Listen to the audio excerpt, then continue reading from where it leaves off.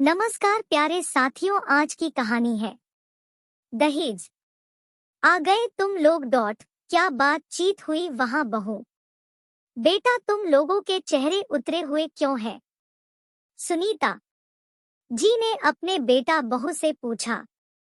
विनोद जी अपनी पत्नी नंदनी और बड़े बेटे विवेक के साथ अपनी बेटी पारुल के लिए लड़का देखने गए थे। बेटे विवेक का ब्याह हो चुका था, अब बेटी के लिए रिश्ता देखा जाने लगा था।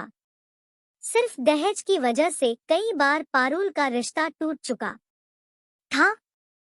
ये लड़का उनकी ननद के जान पहचान का था, तो ये रिश्ता उन्होंने ही सुझाया था। क्या होगा माँ जी, वही जो हर बार होता आया है। लड़के का मोल भाव नहीं बैठा। वो लोग दहेज में 25 लाख से एक पैसा भी नहीं कम करने को राजी हुए। हमारे बस का नहीं है इतना महंगा दूल्हा खरीदना। हाँ, ये दूल्हा खरीदने जैसा ही तो हुआ जैसे बाजार में कोई सामान खरीदने जाओ और दुकानदार से मोल भाव करो कि भैया रेट जरा सही लगा लो, कुछ कम लगा दो। वही हाल अब दोनों की हो गई है। जैसे जैसे महंगाई बढ़ रही है, जाने किसने बनाई ये कुप्रथा। गुस्से में नंदनी जी बोले जा रही थी। इस बार नंदनी जी का गुस्सा फूट पड़ा था। बहू तुमने भी तो बेचा था विवेक को दहेज के नाम पर। सुनीता जी ने कहा तो नंदनी जी सन्न रह गई। तुमने कितने ही रिश्ते हुकरा दिए कम दहेज मिलने की वजह से।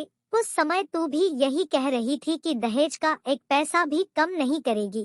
तू बेटे की माँ है, अपने बेटे के ब्याह के लिए तेरे भी कुछ सपने ख्वाहिशें हैं। तब तो तुझे बेटे की माँ होने का घमंड था, अब सामने वाले को वही घमंड है। और अब तू बेटी की माँ है, तो फिर अब बुरा क्यों लग रहा है? उस समय तो ये दहेज कुप्रथा नहीं रीत थी तुम्हारे लिए। मैंने तुम्हें रोका था, लेकिन तब तुमने ही कहा था दहेज देना समाज की रीत है, तो निभा अब ये रीत। हर कोई यही करता है। जब बेटों के ब्याह की बात होती है, सब दहेज को रीत और परंपरा का नाम देते हैं, और जब बेटी की बारी आती है तो वही परंपरा कुप्रथा हो जाती है। लेकिन कहते हैं ना, जो दूसरों को दो वही तुम्हारे पास भी लौट कर आता है। जो तुमने किया वो आज तेरे साथ भी हो रहा है। कर्म का फल तो यही मिलता है, और लोग ये देखा देखी भी करते हैं। फलां के बेटे को इतना दहेज मिला तो मुझे भी मिलना चाहिए। लेने के समय तो किसी को कोई आपत्ति नहीं होती, खूब बढ़ चढ़ कर मांगते हैं, जैसे ये उनका जन्मसिद्ध अधिकार हो। लेकिन जब देना होता है तब एहसास होता है दहेज कितनी बुरी चीज है। काश बेटे वाले भी बेटी वालों की मजबूरियां समझते डॉट, तो शायद इस दहेज का महत्व कम हो जाता।